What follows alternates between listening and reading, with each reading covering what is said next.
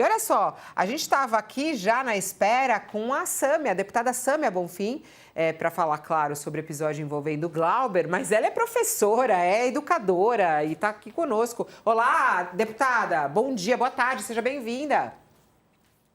Boa tarde, Fabiola. Muito obrigada. De fato, é uma grande vitória a aprovação do relatório do PNE. Eu pude participar como suplente, né, da comissão. Foram muitas audiências públicas, tanto aqui em Brasília, mas também nos estados.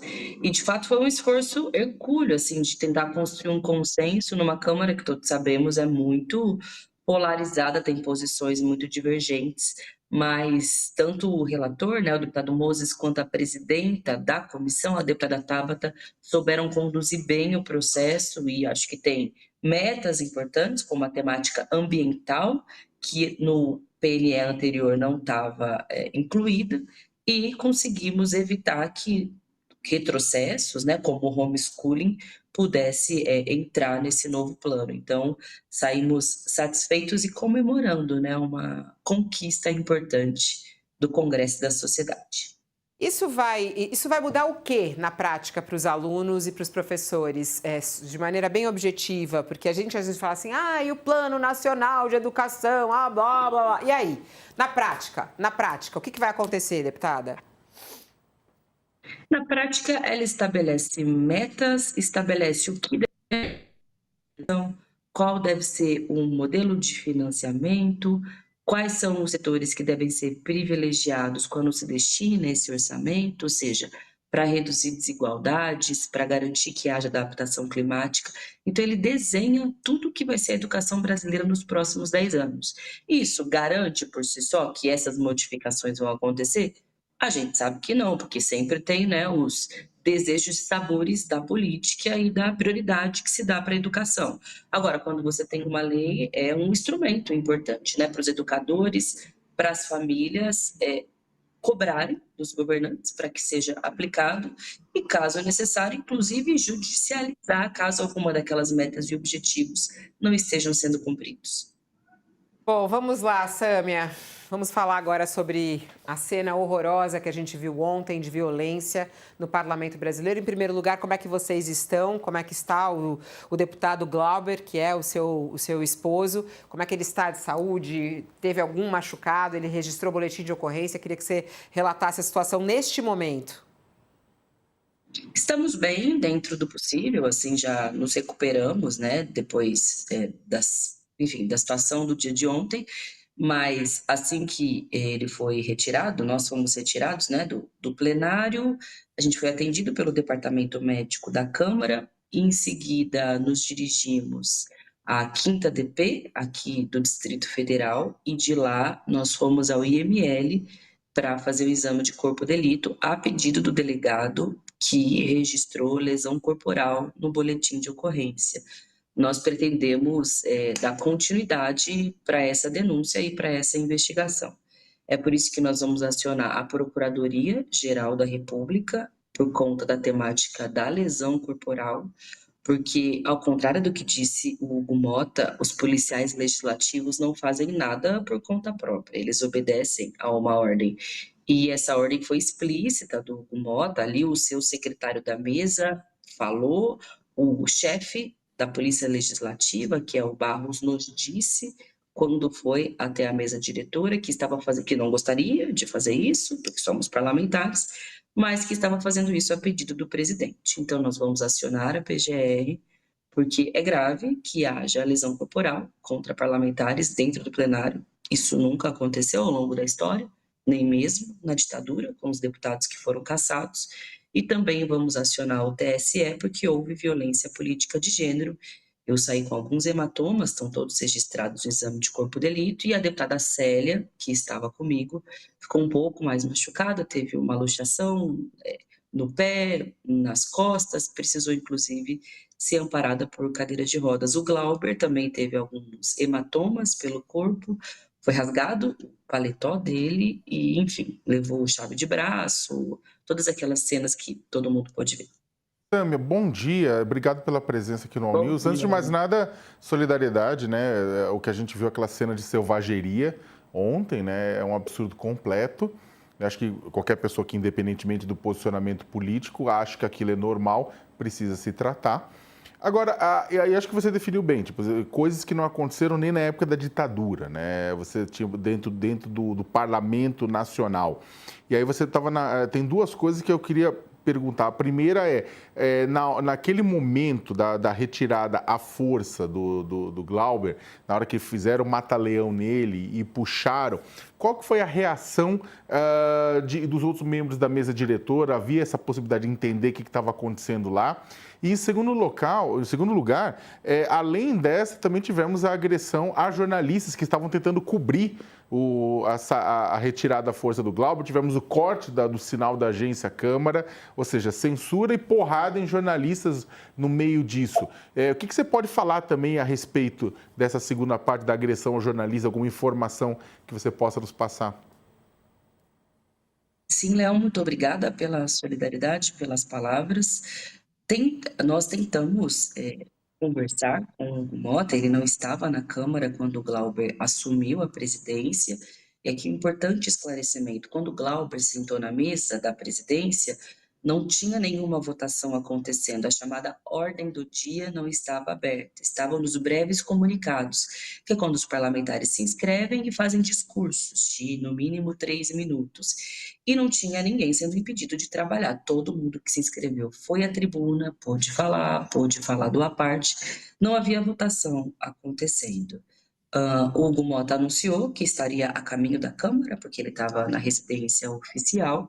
Foi aí que, bom, parênteses também, que ele não recebeu, não atendeu nenhuma ligação, todo mundo tentou falar com ele, nada, porque nós fomos pegos de surpresa com a pauta, tanto de ontem, do PL da dosimetria, que na verdade é uma anistia, quanto da pauta da cassação. Ele não nos anunciou com tempo, brevemente, como ele havia prometido que faria há alguns meses atrás. E foi aí que, nesse momento em que o Glauber estava na mesa, alguns deputados foram conversar com o Mota e ele disse que não havia negociação, não havia nenhuma possibilidade, que ele ia manter o pedido de cassação na pauta e que ia, sim, utilizar da força policial para recompor os trabalhos na Câmara. Então, foi isso o que aconteceu. Agora, sobre os jornalistas, eu quero aqui registrar mais uma vez a minha solidariedade. Eu vi jornalistas sendo agredidos, gente que caiu no chão. A Carol Nogueira, que é a repórter da UOL, ela teve o cabelo puxado, ela foi empurrada. Jornalistas de várias emissoras foram ali agredidos pela Polícia Legislativa a mando de Hugo Mota. Quero repetir, a Polícia Legislativa não faz nada sem nenhuma orientação da mesa diretora, fez porque ele ordenou que assim fosse, assim como derrubou o sinal da TV Câmara, esvaziou o plenário de qualquer assessor de qualquer partido e retirou todos os jornalistas do plenário. A Globo News estava com cobertura ao vivo do que estava acontecendo. Um policial derrubou a câmera da Globo News para que o sinal também fosse cortado. Eu quero repetir, isso nunca aconteceu na história, nem mesmo na ditadura. E Hugo Mota, que tomou posse falando em democracia, em Rubens Paiva, se revelou um golpista, um ditador. Ele não deveria ter falado de Rubens Paiva, ele deveria ter falado de Geisel, de Costa e Silva, de tantos outros que combinam mais com o estilo dele. Vai lá, Josias, sua pergunta para a deputada.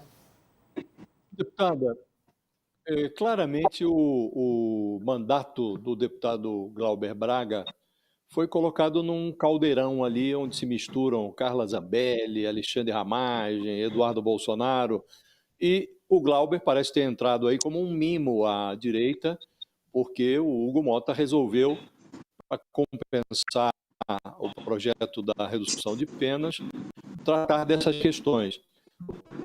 Ramagem, eles já estão, inclusive, caçados, porque já foram condenados pelo Supremo, não precisava nem chegar ao plenário, um ato da mesa bastaria. No caso do Eduardo Bolsonaro, ele será expurgado dos quadros da Câmara por excesso de faltas, o que faz com que ele preserve a sua elegibilidade, em tese. E no caso do deputado Glauber, que está sob análise o pedido de cassação, porque, para lembrar as pessoas, ele se envolveu ali num embate com um militante do MBL, e o deputado reagiu. O que eu queria lhe perguntar objetivamente parece claro que não são comparáveis os casos. Agora, a senhora acha que o deputado Glauber deveria sofrer algum tipo de sanção, sentença escrita, uma eventual suspensão por alguns meses, ou não? Ele nem deveria estar submetido à associação, ou pedido de cassação. A gente está com um problema de oscilação, a deputada ela caiu e voltou, mas eu acho que a pergunta objetiva do Josias, Sâmia, só para retomar aqui, é se, na sua opinião, caberia algum tipo de punição ao Glauber, né? Ele se defende dizendo que a gente já ouviu ele algumas vezes aqui a respeito desse episódio, ele diz que há uma perseguição, ele reconhece a situação até errada ali daquele momento, mas ele acha justamente que essa punição da cassação ela é excessiva. Você acha que cabe algum tipo de punição a ele? Desculpa, caiu de fato a transmissão, mas agora retomando, o regimento interno da Câmara, ele é explícito sobre qual deve ser a punição em casos em que o que aconteceu com ele poderia ser enquadrado, né? Poderia ser enquadrado como uma agressão física, e ali o regimento interno, ele é explícito, que em casos assim deve haver uma repreensão por escrito. Se o Hugo Mota ou os demais colegas acham que isso é insuficiente, o que deve ser alterado é o regimento, porque ele é o que baliza, né, a nossa conduta e as eventuais sanções, senão tudo fica absolutamente arbitrário. Até hoje só foram cassados, com inclusive a cassação dos direitos políticos, portanto a inelegibilidade por 8 anos, casos escandalosos de corrupção, ou seja, pessoas com decisões judiciais, e que definitivamente não é o caso do Glauber, é o contrário, eu diria. Ele está sendo perseguido, e de fato está sendo, justamente por ser uma das principais vozes que denunciam escândalos de corrupção, como o do orçamento secreto. Todo mundo sabe que foi o nosso partido, o pessoal, o primeiro a acionar o STF, ainda no governo Bolsonaro, quando esse grande esquema começou, e ele não parou. E bateu de frente com o ex-presidente da Câmara, o Arthur Lira, que é alguém ainda muito poderoso na Câmara, sobretudo diante da fraqueza do Hugo Mota. Ele segue operando e segue articulando. E alguns podem alegar, depois do que ele fez ontem, a situação política dele ficou mais difícil. Primeiro, assim, que definitivamente isso não é verdade. Quando eles colocam no plenário para votar, colocam na pauta, já com esse pacotão que envolve anistia, envolve caçar por ato administrativo Eduardo Bolsonaro, portanto, mantendo seus direitos políticos, envolve Zambelli, envolve ramagem, é colocar a cabeça do Glauber numa bandeja, é um mimo, é um presente, mais um presente para a extrema-direita. Em primeiro lugar é isso. E em segundo lugar, os golpistas, quando tomaram a mesa diretora em agosto, tiveram um tratamento absolutamente diferente. Honestamente, só faltou o Hugo Mota servir cafezinho para todos eles. Houve ali 48 horas de motim na mesa diretora, não teve um policial legislativo para nem sequer ameaçar retirar ninguém. Houve um acordo que envolveu PEC da blindagem, não nos esqueçamos, e o projeto da anistia.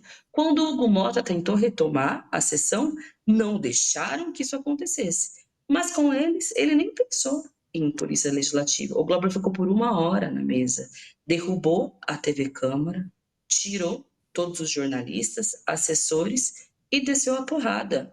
E eu estava ali junto com ele, o protesto não era meu, mas estava ali, inclusive, instintivamente, porque além de parlamentar, ele também é meu marido, havia policiais legislativas mulheres no plenário, mas honestamente isso não foi nenhuma preocupação. A gente foi ali agredida e arrancada por policiais homens, algo que não é nem da conduta da própria polícia legislativa. Eu estou dizendo tudo isso porque eu acho que isso só reforça, honestamente, que a gente está numa ofensiva golpista, que eu considero extremamente grave. É um alerta para o Brasil. A gente pensa muito no que vai ser o cenário das eleições do ano que vem, mas eu não tenho a menor dúvida de que esse setor vai esticar a corda até onde a gente não consegue imaginar para criar uma desestabilização no país e tentar repetir o que eles fizeram no último processo eleitoral, no 8 de janeiro. Eu não tenho a menor dúvida de que vão tentar fazer isso. E o Glauber é uma retaliação ao PT, ao PSOL, à esquerda, de maneira geral, é uma retaliação contra aqueles que se levantaram e derrotaram a PEC da blindagem, contra os que se opõem à anistia, contra todo mundo que, enfim, constrói movimento social, faz política e não entra ali no coleguismo, no corporativismo da Câmara e que acham que tem que ser expurgado. A senhora fala sobre a injustiça, né, que ele está sofrendo em relação a isso, que não é sobre o que realmente aconteceu, e sim esse pacote, como a senhora coloca. Mas há um entendimento, acho que é importante dizer, o que acha justo ou não, mas o que vai acontecer na prática. A senhora acredita que ele vai ser cassado hoje? Fabíola, nós vamos lutar até o final para evitar essa hipótese, mas, sinceramente, se colocaram no plenário é porque querem caçá-lo. Porque, como eu disse, não está dissociado, né? Não é um fato isolado, é parte de um pacote que diz respeito a esmagar, né, a esquerda ou os progressistas da sociedade brasileira e também da Câmara. Por isso que, sim, essa é a intenção de Hugo Mota, Lira e da extrema-direita. Fez parte do mesmo acordo e da mesma negociação. Aí, então, a senhora acha Mas, que ele deputada, a vai... senhora Espera só um minutinho, enxerga... Josias. Aí, Perdão. a senhora acha, então, que ele vai ser cassado, como a senhora falou aqui, porque é o objetivo deles. Agora, o que vai vir na sequência? Como que vai ser a reação de vocês em relação a essa cassação que, na sua opinião, é absolutamente injusta? Qual deve ser a resposta? O que vocês pretendem fazer? Eu já vi que tem um ato convocado hoje à tarde para tentar pressionar que isso não aconteça. Caso isso aconteça, como vocês vão responder? Tem um ato também sendo convocado para o dia 14, cujo tema central é contra o PL da anistia, mas que nós também vamos somar a defesa do mandato do Glauber a essa mesma reivindicação, por ser parte de um mesmo pacote, e ainda há a possibilidade de um caminho jurídico pela frente, que tem aí uma equipe estudando quais são os caminhos, porque seria um fato inédito no Congresso Nacional uma cassação dessa natureza. E, portanto, há possibilidades e tem uma equipe bem qualificada disposta a atuar e a pensar saídas. A gente vivenciou no país cassações recentemente, como a do deputado Renato Freitas, que é deputado estadual no estado do Paraná, que depois foram posteriormente revistas na justiça. Não é simples, até porque a gente está falando às vezes o judiciário não quer se envolver em questões que são consideradas interna corporis da Câmara, né? Mas todas as armas, ferramentas e possibilidades que a gente tiver, a gente vai utilizar para reverter essa injustiça. Para quem está conosco na TV, a gente segue pelo YouTube. Acompanha lá o All News no YouTube, que você continua sem intervalos. O Josias tem uma pergunta, deputada Sâmia. Vai lá, Josias. Bom, deputada, a senhora está dizendo, e me parece meio óbvio, né, que pelo movimento da carruagem, o mandato do Glauber deve ser cassado. O que eu queria lhe perguntar é se há o outro risco de, eventualmente, os mandatos da Carla Zambelli e do Alexandre Ramagem, que em tese já estão cassados pelo Supremo, bastaria um ato da mesa, se pode haver uma absolvição dos dois ou a preservação dos mandatos de ambos no plenário. Acha que há esse risco? Eu acredito que sim. O relatório que foi apresentado pelo relator na CCJ, o Diego Garcia, é pela não perda do mandato da Carla Zambelli, né, pela sua manutenção. Está sendo discutido agora, né, nesse momento ali na CCJ, e por hora a disposição dos parlamentares é num senso corporativista, até porque isso não envolve só a defesa da Carla Zambelli, mas alguma espécie de resposta ao Supremo ao que a extrema-direita considera excessos e intervenções, né, que envolve todo o pacote, tanto do golpe quanto do tema das emendas e do orçamento secreto da investigação, né, que é tocado adiante. E o Ramagem já foi salvo uma primeira vez na assustação da ação penal. Houve ali uma redução de penas quando ele foi retirado de responder a alguns dos inquéritos tocados pelo Supremo Tribunal Federal. E, efetivamente, o Eduardo Bolsonaro já está recebendo um refresco, Porque à medida em que o Hugo Mota anuncia que ele vai ser cassado através de um ato administrativo, ele já garante a preservação dos direitos políticos, ou seja, por falta, portanto, é inevitável que ele perca o mandato, porque nisso o regimento é explícito, mas não aprecia pelos pares, né, a sua cassação, porque daí isso garante que ele pode ser candidato nas próximas eleições, o sujeito que está nos Estados Unidos, atacando a nossa economia, fazendo ameaças, inclusive de uso de poder bélico e tantos outros absurdos contra o nosso país. De certo, para os parlamentares, isso não tem gravidade. Agora, o que o Glauber fez é grave, inclusive ao ponto de distorcer o que está colocado explicitamente no regimento. É por isso que a gente fala que é um pacote descarado do golpismo mesmo e da retaliação contra ele e contra todos nós que estamos ali atuando no Congresso. E digo mais, isso acontece com o Glauber, que para eles aparentemente é o elo mais frágil, né? Porque está ali com o processo já pronto para ser votado em plenário, eu considero isso só o começo. Se se utiliza esse tipo de arbitrariedade com um parlamentar, o que vai nos garantir que isso não seja feito com outros que também tenham as suas desavenças ou que tenham uma postura que um ou outro determinado parlamentar não gosta, ou que denuncia algum escândalo de corrupção? Por isso que isso é absolutamente antidemocrático, que a gente denuncia e vai seguir denunciando até o fim. Samia, do dia de tudo que aconteceu, aquele quiprocó ontem, né, na Câmara, né, toda aquela violência, também aconteceu a aprovação, como a gente estava comentando aqui, do projeto que reduz as penas dos golpistas, né? Você vê esse debate, como é que foi a prévia dessa aprovação? Porque nas análises de bastidores há uma conexão direta entre o desejo do Centrão defenestrar Flávio Bolsonaro da candidatura à presidência, né, colocando um candidato mais simpático a eles, e o custo disso, o preço para isso, o favorecimento para Jair Bolsonaro, a redução de pena, já que a anistia se coloca como impossível. Nesse sentido, como é que você viu esse debate que antecedeu essa votação e a anistia, a questão da pena, da redução está colocada, né? Foi aprovada. Uma anistia no ano que vem, você acha que é possível? Se eles aprovarem agora no Senado a redução, você acha que o bolsonarismo volta no início do ano com a ideia de agora queremos anistia?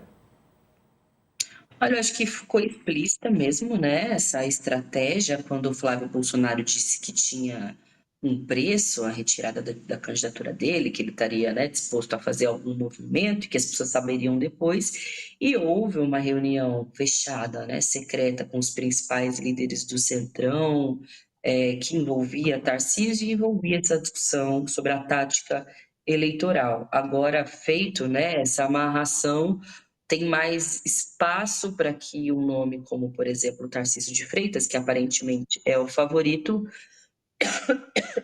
desculpe, seja uma unidade, né, entre a extrema-direita e o centrão tradicional para se postular para o ano que vem. Léo, não me parece que já para o ano que vem eles tenham condições de avançar com o projeto da anistia. Pelo menos por hora, a combinação é essa, numa espécie de banho-maria, para que eles ganhem força social e política para, no eventual governo Tarcísio, numa volta da extrema-direita, possam, aí sim, né, avançar com uma anistia de fato ao Bolsonaro e todo o projeto de retrocesso e degradação social, política e econômica que eles preparam. Me parece que é isso, mas honestamente essa turma também é um pouco imprevisível e também resiliente, né? Seguem operando. Mas à medida em que setores do Centrão tomarem mais à frente, deve ser esse o cenário desenhado mesmo. Como estou com uma deputada ao vivo, quero saber, aprovaram aí a escala, o fim da escala 6x1? Teve alguma aprovação nesse sentido agora aí na Câmara? A senhora está sabendo ou não? Não estou sabendo, não tô acompanhando a comissão nesse momento. Espero que sim, porque seria pelo menos alguma boa notícia, né, Fabíola, nesse mar de lama, mas eu confesso que não sei. A gente está aguardando a confirmação disso. Estou só esperando aqui sair essa informação. Deputada, muito obrigada. Uma boa tarde à senhora. Obrigada, Fabiola. Tchau, tchau. Obrigada. Obrigado, Sami.